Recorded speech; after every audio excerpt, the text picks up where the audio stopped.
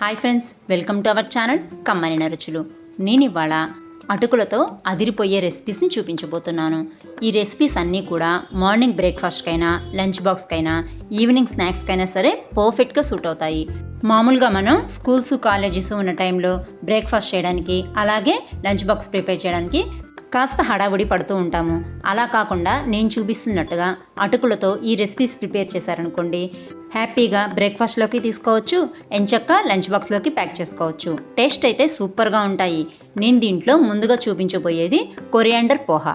ఈ recipe prepare చేసుకోవడం కోసం మనకి ముందుగా మందంగా ఉండే అటుకులు 2 కప్పులు ఒక మిక్సింగ్ బౌల్లోకి యాడ్ చేసేసుకొని 2-3 సార్లు వాటర్ పోసేసుకొని శుభ్రంగా కడుక్కోవాలి. ఈ అటుకుల్ని కడిగేటప్పుడు జాగ్రత్తగా అటుకులు బ్రేక్ అవ్వకుండా వేళ్ల సందుల్లో నుంచి అటుకులు వెళ్ళిపోయి చాలా క్లీన్గా వాష్ అయ్యేటట్టుగా కడుక్కోవాలి.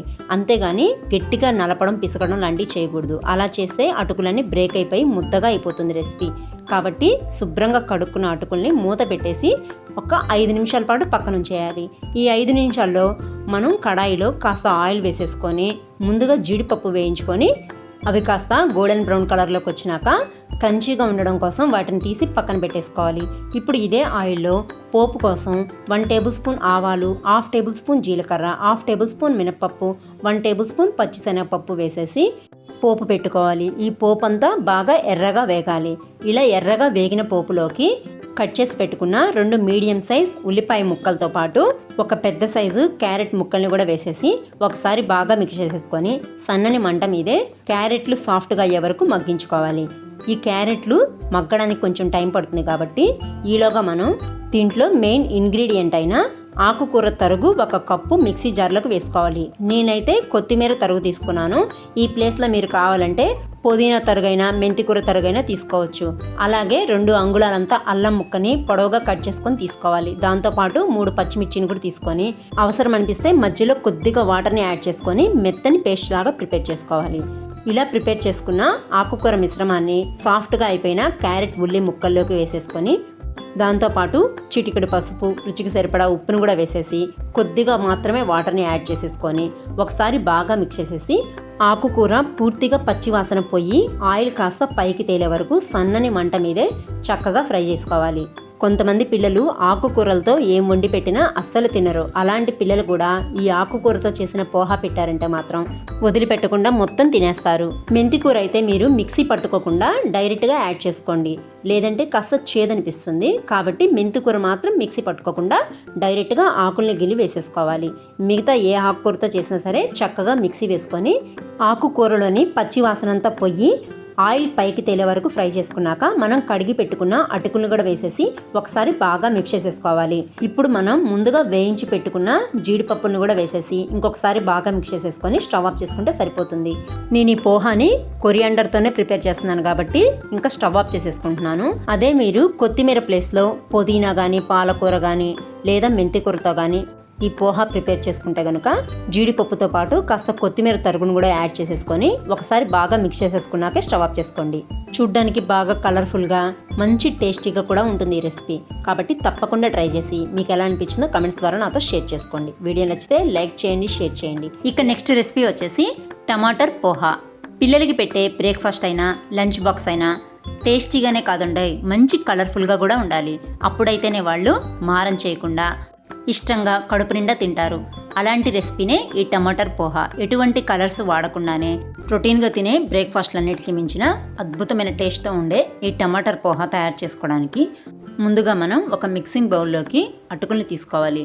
నేనైతే ఈ బ్రేక్ఫాస్ట్ని 4 కోసం ప్రిపేర్ చేస్తున్నాను కాబట్టి 3 కప్పులు అటుకుల్ని తీసుకున్నాను. ఈ రెసిపీ తయారు చేసుకోవడానికి మనకి కాస్త మందంగా ఉండే అటుకులే కావాలి. మరి పలుచుగా ఉండే అటుకులు అనుకోండి, ఇలా తడి తగలంగానే ముద్ద అయిపోతాయి. కాబట్టి కాస్త దళసరిగా ఉండే అటుకుల్నే తీసుకొని శుభ్రంగా కడిగి నలకలు ఇంకా నీళ్లు ఏమీ లేకుండా చూసుకొని మూత పెట్టేసి కాసేపు పక్కన ఉంచేసేయాలి. అలా అని ఈ అటుకుల్ని గంటల తరబడి ఏం నానబెట్టాల్సిన అవసరం లేదు. జస్ట్ మనం బ్రేక్ఫాస్ట్ని ప్రిపేర్ చేసుకున్న ముందుగా అటుకుల్ని కడిగి పెట్టుకుంటే సరిపోతుంది. ఇప్పుడు అటుకులు తీసుకున్న కప్పులోనే 1/2 క్వాంటిటీలో టమాటాలని తీసుకోవాలి. నేను 3 కప్పుల అటుకుల్ని తీసుకున్నాను కాబట్టి 1.5 కప్పుల కట్ చేసి పెట్టుకున్న టమాటాలను తీసుకున్నాను. దాంతోపాటు అంగుళం అంతా అల్లాన్ని పొట్టు తీసేసి ముక్కలుగా కట్ చేసుకొని తీసుకోవాలి. అలాగే మీ స్పైసీనెస్కి తగినంత పండు మిర్చిని కానీ లేదా ఇంట్లో నార్మల్గా కాస్త పండు బారిన మిరపకాయలు కానీ తీసుకొని మూత పెట్టేసి మెత్తగా గ్రైండ్ చేసుకొని తీసుకోవాలి. దీన్ని కాసేపు పక్కన ఉంచేసుకొని వేరొక కడాయిలో కొద్దిగా ఆయిల్ వేసుకొని హీట్ అయినాక కాసిన జీడిపప్పులను వేసి దోరగా ఫ్రై చేసుకోవాలి. పూర్తిగా కాదండి, దోరగా మాత్రమే ఫ్రై చేసుకోవాలి. ఇవి దోరగా ఫ్రై చేసుకున్నాక దీంట్లో 1 టేబుల్ స్పూన్ చొప్పున ఆవాలు, జీలకర్ర, మినపప్పు వేసి పోపు పెట్టుకోవాలి. పోపు దినుసులతో పాటు జీడిపప్పును వేసుకున్నాం అనుకోండి, పోపు దినుసులు ఫ్రై అయిపోతాయి, కానీ జీడిపప్పు మాత్రం చక్కగా ఫ్రై అవ్వవు. కాబట్టి ముందుగా జీడిపప్పును వేసుకొని అవి కాస్త దోరగా ఫ్రై అయిపోయినాక పోపు దినుసుల్ని యాడ్ చేసుకోవాలి. ఇప్పుడు ఈ రెసిపీలో మంచి కలర్ఫుల్గా కనిపించడానికి ఇంకా ప్రోటీన్ ఫుల్గా అందడం కోసం 4-5 టేబుల్ స్పూన్స్ చొప్పున స్వీట్ కార్న్ గింజల్ని, అలాగే ఫ్రోజన్ బఠానీలు కానీ లేదా తాజా బఠానీ కాయలు కానీ వేసుకొని సన్నని మంట మీదే మధ్య మధ్యలో కలుపుకుంటూ వీటిలోని తేమంతా పొయ్యి పచ్చివాసన కూడా పోయే వరకు సన్నని మంట మీదే ఫ్రై చేసుకోవాలి. ఒకవేళ మీ దగ్గర స్వీట్ కార్న్ గింజల్ని కానీ లేదా ఇంకా ఫ్రోజన్ బఠానీలు కానీ లేకపోతే ఏం చేయాలో నేను ముందు వీడియోలో చెప్తాను. ఇప్పుడు ఇవి చక్కగా మగ్గాయి కదా, దీంట్లోకి మనం ముందుగా గ్రైండ్ చేసి పెట్టుకున్న టొమాటో ప్యూరీతో పాటు సన్నగా కట్ చేసి పెట్టుకున్న కరివేపాకు తరుగును కూడా యాడ్ చేసుకోండి. కరివేపాకు నార్మల్గా అయితే పిల్లలు తినరు కదా, అందుకే సన్నగా కట్ చేసుకొని తీసుకోవాలి. లేదు మీకు కరివేపాకు అస్సలు నచ్చకపోతే స్కిప్ చేసేసి ఫైనల్గా కొత్తిమీర అన్న వేసుకోవాలి. ఇప్పుడు దీంట్లో రుచికి సరిపడా ఉప్పుతో పాటు చిటికెడు పసుపును కూడా వేసుకొని మధ్య మధ్యలో కలుపుకుంటూ ఈ టమాటాలోని పచ్చంతా పొయ్యి నూనె పైకి తేలే వరకు కూడా సన్నని మంట మీదే చక్కగా కలుపుకుంటూ మీడియం ఫ్లేమ్లో ఉడికించుకోవాలి. ఈ రెసిపీలోకి నేనైతే ఆనియన్స్ కానీ గార్లిక్ కానీ అస్సలు వాడలేదు. ఆనియన్స్ లేకపోతే తినలేము అనుకుంటే కనుక మీరు ఆనియన్స్ను కూడా యాడ్ చేసుకోవచ్చు.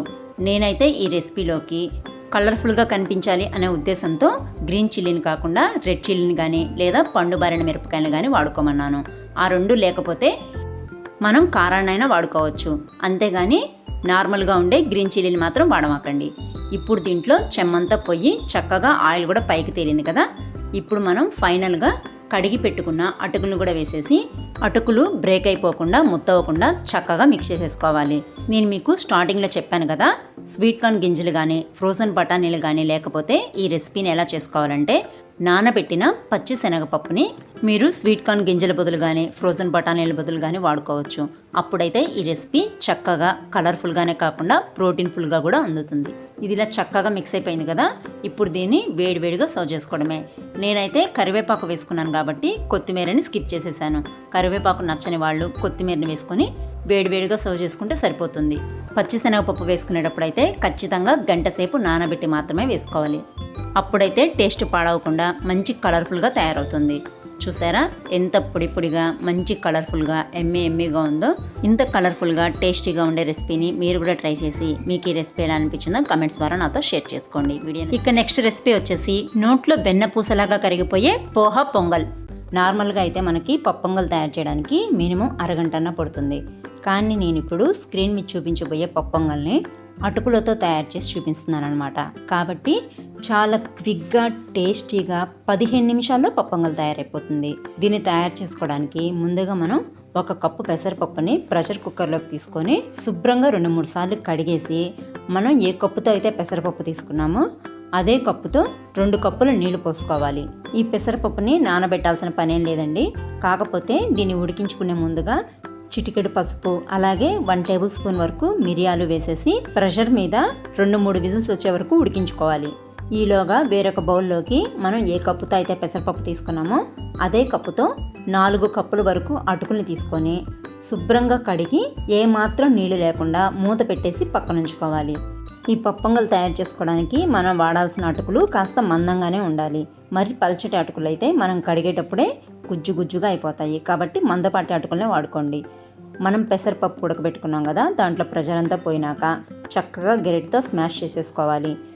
ఎంత సాఫ్ట్గా ఉడికిపోయాయంటే మనం గెంటితో ఒక 2-3 సార్లు ఇలా తిప్పుకోగానే చక్కగా పప్పు సాఫ్ట్గా వచ్చేస్తుంది. ఇప్పుడు దీంట్లో మనం ఎన్ని కప్పుల అటుకులు అయితే తీసుకున్నామో దాంట్లో సగం క్వాంటిటీలో వాటర్ పోసుకోండి. మనం 4 కప్పుల అటుకులు తీసుకున్నాం కాబట్టి 2 కప్పుల వాటర్ని పోసుకొని అలాగే ఒకసారి బాగా మిక్స్ చేసేసుకున్నాక మరి కాస్త పసుపు కూడా వేసుకొని దాంతోపాటు పొంగల్లో రుచికి సరిపడా ఉప్పును కూడా వేసేసి ఇంకొకసారి బాగా మిక్స్ చేసేసి ఆల్రెడీ కడిగి పెట్టుకున్న అటుకుల్ని వేసేసుకోవాలి. ఈ అటుకుల్ని వేసేసుకున్నాక ఇంకొకసారి బాగా మిక్స్ చేసేసుకోవాలి. మనం ఈ ప్రాసెస్ అంతా కూడా స్టవ్ వెలిగించకుండా నార్మల్గానే చేసుకోవాలి. ఈ పప్పు మిశ్రమంలోకి అటుకులు పూర్తిగా మిక్స్ అయినాక ఈ మిశ్రమం అంతా కాస్త తిక్గా అవుతుంది. మరి ఇంత తిక్కుగా ఉన్నప్పుడు దీన్ని మళ్ళీ ఇంకాస్త ఉడికిస్తాం కాబట్టి మరి ముద్దలాగా అయిపోతుంది. కాబట్టి ఇప్పుడే మరొక కప్పు కానీ లేదా 2 కప్పులు కానీ మీ కన్సిస్టెన్సీకి తగినట్లుగా వాటర్ని యాడ్ చేసేసుకొని ఇంకొకసారి బాగా మిక్స్ చేసేసుకొని ఇప్పుడు పొయ్యి మీద పెట్టుకొని జస్ట్ ఒక 2 నుంచి 3 నిమిషాల వరకు ఉడికించుకుంటే సరిపోతుంది. ఇప్పుడు ఈ కుక్కర్ని పక్కన పెట్టేసి స్టవ్ మీద వేరొక పోపు గెంటను పెట్టుకొని దాంట్లో కాస్త ఆయిల్తో పాటు మీ దగ్గర అవైలబిలిటీలో ఉంటే నెయ్యినైనా వేసుకోవచ్చు లేదా స్కిప్ చేసేసుకోవచ్చు. ఇదంతా చక్కగా కాగినాక ముందుగా కొన్ని జీడిపప్పు పలుకుల్ని వేసుకొని సన్నని మంట మీదే కాస్త దోరగా వేగించుకోవాలి. చక్కగా కలుపుకుంటూ దోరగా వేగిన తర్వాత 1 టేబుల్ స్పూన్ జీలకర్ర వేసుకొని అలాగే 1 టేబుల్ స్పూన్ మిరియాల పొడిని వేసుకోండి. మీరు మరీ ఘాటు ఎక్కువగా తినలేకపోతే మిరియాలైనా వేసుకోండి, సరిపోతుంది. నేనైతే మిరియాల పొడిని వేసుకున్నాను. అలాగే దీంట్లో మస్ట్ అండ్ షుడ్గా ఇంగు కూడా వేసుకోవాలి. అప్పుడే పప్పొంగలి మరింత రుచిగా గుమాయింపుగా ఉంటుంది. అలాగే 1 టేబుల్ స్పూన్ అల్లం తరుగును కూడా వేసేసుకున్నాక ఒక రెమ్మ కరివేపాకు, పొడవుగా కట్ చేసి పెట్టుకున్న 2 పచ్చిమిర్చి చీలికలను కూడా వేసుకొని ఈ మిశ్రమం అంతా చక్కగా ఎర్రగా వేగిన తర్వాత మనం ముందుగా ఉడికించి సిద్ధం చేసి పెట్టుకున్న పొంగలి మిశ్రమంలోకి వేసేసుకొని ఒకసారి బాగా మిక్స్ చేసేసుకున్నామంటే ఎంతో టేస్టీగా మంచి ఎమ్మీగా ఉండే అటుకుల పప్పొంగలి తయారైపోతుంది. టేస్ట్ అయితే సూపర్గా ఉంటుంది. దీన్ని మీరు నార్మల్ పప్పొంగల్లాగే చట్నీతో కానీ పులుసుతో కానీ ఇట్లా దేంతో అయినా తినచ్చు. ఎంతో టేస్టీగా మంచి ఎమ్మీగా ఉండే ఈ అటుకుల పప్పొంగలి మీకు కూడా నచ్చినట్లయితే లైక్ చేయండి, షేర్ చేయండి. ఇక చివరిగా చూడగానే ఖచ్చితంగా టేస్ట్ చేసి తీరాల్సిందే అనిపించే సూజీ పోహా బైట్స్. అంతేకాదండి, ఇది కేవలం బ్రేక్ఫాస్ట్కే కాకుండా లంచ్ బాక్స్కైనా ఈవినింగ్ స్నాక్స్కైనా సరే పర్ఫెక్ట్గా సూట్ అవుతుంది. దీన్ని తయారు చేసుకోవడం కూడా సింపుల్గానే అయిపోతుంది. అవే పోహా సూజీ బైట్స్. టేస్ట్ అయితే సూపర్గా ఉంటాయి. ఇక లేట్ చేయకుండా ప్రిపరేషన్ చూసేద్దాం రండి. ముందుగా ఒక బౌల్లోకి 1/2 కప్పు బొంబాయి రవ్వతో పాటు 1/2 కప్పు కాస్త పుల్లగా ఉన్న పెరుగును కూడా వేసేసుకొని స్పూన్తో ఒకసారి బాగా మిక్స్ చేసేసుకోవాలి. ఇది ఎక్కువసేపు ఏమి నానాల్సిన అవసరం లేదు. జస్ట్ ఒక 5 మినిట్స్ పక్కన ఉంచితే సరిపోతుంది. ఈ మిశ్రమాన్ని బాగా కలుపుకున్నాక దీన్ని పక్కన పెట్టేసేసుకొని మనం వేరొక బౌల్ తీసుకొని ఈ బౌల్లోకి కాస్త మందంగా ఉన్న అటుకుల్ని 1 కప్పు వరకు వేసుకొని శుభ్రంగా వాటర్ పోసి 2-3 సార్లు కడుక్కోవాలి. ఈ అటుకుల్ని కూడా నీళ్ళలో నానబెట్టాల్సిన అవసరం అస్సలు లేదు. కేవలం వీటిని శుభ్రంగా కడుక్కుంటే సరిపోతుంది. వీటిని శుభ్రంగా కడుక్కున్నాక నీళ్ళన్నీ వంపేసి ఈ బైట్స్ లోపల వైపు మరీ చప్పగా లేకుండా ఉండడానికి చిటికెడు మాత్రమే ఉప్పుని వేసేసి మనం ముందుగా పెరుగులో నానబెట్టుకున్న బొంబాయి రవ్వను కూడా ఈ అటుకుల్లోకి వేసి ఒకసారి వీటన్నిటిని చేత్తోనే బాగా మిక్స్ చేసేసుకోవాలి. ఎంతగా మిక్స్ చేసుకోవాలి అంటే మనం ఈ రెసిపీలోకి అటుకులు వాడాము అని మనం చెప్తే కానీ తెలియనంత మెత్తగా సాఫ్ట్గా అయిపోయేటట్టుగా అటుకుల్ని బొంబాయి రవ్వని అంతా బాగా మిక్స్ చేసేసుకోవాలి. అవసరమైతే కొద్దిగా నీళ్ళని చిలకరించుకొని చక్కటి చపాతీ ముద్దలాగా ఈ మొత్తం మిశ్రమాన్ని ప్రిపేర్ చేసుకోవాలి. ఇది ఇలా చక్కగా చపాతీ ముద్దలాగా తయారైనాక దీన్ని పక్కన ఉంచేసి ఏదైనా స్టీమింగ్ ప్లేట్కి కానీ లేదా స్టీమింగ్ బౌల్కి కానీ ఆయిల్ అప్లై చేసేసి అలాగే చేతులకు కూడా కాస్త లైట్గా ఆయిల్ అప్లై చేసేసుకొని ఈ పిండి ముద్దని చిన్న ఉండలుగా తీసుకొని వీటిని ఇలా రౌండ్గా రోల్ చేసుకున్నాక కాస్త లైట్గా ప్రెస్ చేసేసారంటే వీటికి మంచి షేప్ వస్తుంది. మనం వాటర్ కలుపుకొని ఈ పిండి మిశ్రమాన్ని చపాతీ ముద్దలాగా తయారు చేసుకున్నట్లయితే ఇవి ఈజీగా తయారు చేసుకోవచ్చు. కానీ ఉడికేటప్పుడు మాత్రం కొంచెం టైం పడుతుంది. వాటర్ కలిపి ఉడకబెట్టుకున్న బైట్స్ అయితే 15 మినిట్స్లో ఉడుకుతాయి. నేను వాటర్ ఏమి కలపకుండా ఈ పిండి ముద్దని కాస్త గట్టిగానే ప్రిపేర్ చేసుకున్నాను కాబట్టి నాకైతే ఇవి ఉడకడానికి కేవలం 10 నిమిషాలు సరిపోయాయి. వీటిని ఇలా చక్కగా ఆవిరి మీద 10 నిమిషాల పాటు ఉడికించుకున్నాక వెంటనే వీటిని తీసి వేరొక బౌల్లోకి వేసుకొని చల్లారనివ్వాలి. అప్పుడైతేనే ఇవి షేప్ పాడైపోకుండా మనకి చక్కగా రెసిపీ తయారవుతుంది. వీటిని ఇలా ఒకసారి టాస్ చేసుకొని పక్కన ఉంచుకున్నామంటే చక్కగా విడివిడిగా అంటుకుపోకుండా వచ్చేస్తాయి. ఇప్పుడు ఈ బైట్స్ మరింత రుచిగా రావడం కోసం పోపు వేసుకోవాలి. పోపు కోసం కాస్త ఆయిల్ వేసి హీట్ అయినాక టేబుల్ స్పూన్ చొప్పున ఆవాలు, మినపప్పు, జీలకర్ర వేసుకొని మీ దగ్గర అవైలబిలిటీలో ఉంటే 1 or 2 టేబుల్ స్పూన్స్ నువ్వులు కూడా వేసుకొని 2 పచ్చిమిర్చి చీలికల్ని కూడా వేసి పోపంతా చక్కగా ఎర్రగా వేగిన తర్వాత మనం ముందుగా ప్రిపేర్ చేసి పెట్టుకున్న బైట్స్ని కూడా వేసేసి హై ఫ్లేమ్లోనే వీటిని చక్కగా మిక్స్ చేసేసుకుంటూ మధ్య మధ్యలో టాస్ చేసేసుకుంటూ ఈ పోపంతా ఈ బైట్స్కి పట్టే వరకు బాగా మిక్స్ చేసేసుకున్నాక దీంట్లో మరింత స్పైసీనెస్ కోసం కాస్త ఉప్పుతో పాటు మీ దగ్గర అవైలబిలిటీలో ఉంటే చిల్లీ ఫ్లేక్స్ అయినా వేసుకోండి, లేదంటే సాంబార్ కారం, గరం మసాలా ఇట్లా మీకు నచ్చిన మీ ఘాటుకి సరిపడా స్పైసెస్ని యాడ్ చేసేసుకొని హై ఫ్లేమ్లోనే బాగా మిక్స్ చేసేసుకోవాలి. నేనైతే వీటిలోకి చిల్లీ ఫ్లేక్స్ని యాడ్ చేసేసుకుంటున్నాను. ఇలా చక్కగా మిక్స్ చేసేసుకున్నాక ఫైనల్గా ఒకసారి బాగా టాస్ చేసేసుకొని వేడివేడిగా సర్వ్ చేసుకోవడమేనండి. అంతేనండి, ఎంతో టేస్టీగా సూపర్గా ఉండే ఈ సూజీ పోహా బైట్స్ని నిమిషాల్లో ప్రిపేర్ చేసుకోవచ్చు. వీటిని నచ్చిన చట్నీతో కానీ లేదా సాసెస్తో కానీ ఎట్లయినా సర్వ్ చేసుకోవచ్చు. టేస్ట్ అయితే సూపర్గా ఉంటాయి. లంచ్ బాక్స్కి పెట్టినా సరే ఒక్కడి కూడా వదిలిపెట్టకుండా చక్కగా ఖాళీ చేస్తారు. వీడియో నచ్చితే లైక్ చేయండి, షేర్ చేయండి, ఇంకా ఛానల్ని సబ్స్క్రైబ్ చేసుకోండి. Thanks for watching.